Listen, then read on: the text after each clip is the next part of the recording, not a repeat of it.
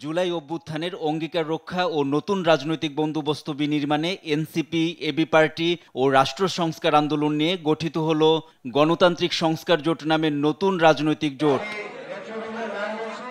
রোববার সন্ধ্যায় ঢাকা রিপোর্টার্স ইউনিটির মিলনায়তনে সংবাদ সম্মেলনে নতুন এ জোটের ঘোষণা দেন এনসিপির আহ্বায়ক ও নতুন জোটের মুখপাত্র নাহিদ ইসলাম। রাজনৈতিক শক্তিগুলো ঐক্যবদ্ধ আজকে হয়েছি। আমাদের এই ঐক্য প্রক্রিয়া আজকে শুরু হয়েছে এবং এটা চলমান থাকবে। যারা গণ অভ্যুত্থানের পক্ষে, সংস্কারের পক্ষের শক্তিগুলো আমরা ঐক্যবদ্ধ হচ্ছি। আমরা বাংলাদেশকে পুরাতন রাজনীতির পথে আর ফেরত যেতে দেব না।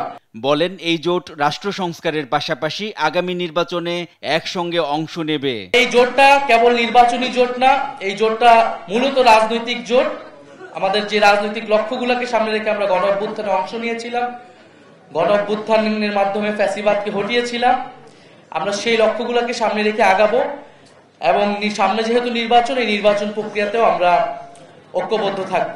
এ সময় জোট নেতারা ৭১-এর পরবর্তী যে আকাঙ্ক্ষা ২৪ পর্যন্ত বাস্তবায়ন হয়নি সেটির বাস্তবায়নের লক্ষ্যে অন্য দলগুলোকে জোটবদ্ধ হওয়ার আহ্বান জানান। এখান থেকে আমরা আহ্বান করছি সকলকে, যারা এই নতুন রাজনীতির সূচনা করতে চান, সেই নতুন ভাষায় প্রতিবাদ, নতুন ভাষার সংগ্রাম, নতুন ভাষার কর্মসূচি, সেই নতুনদের নিয়েই আমরা আবার ঘুরে দাঁড়াতে চাই।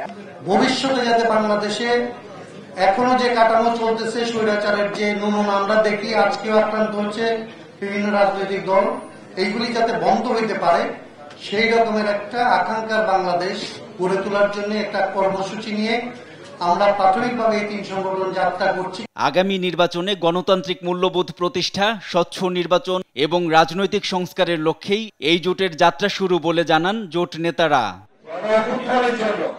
এনআই নাহিদ, দেশ টিভি, ঢাকা।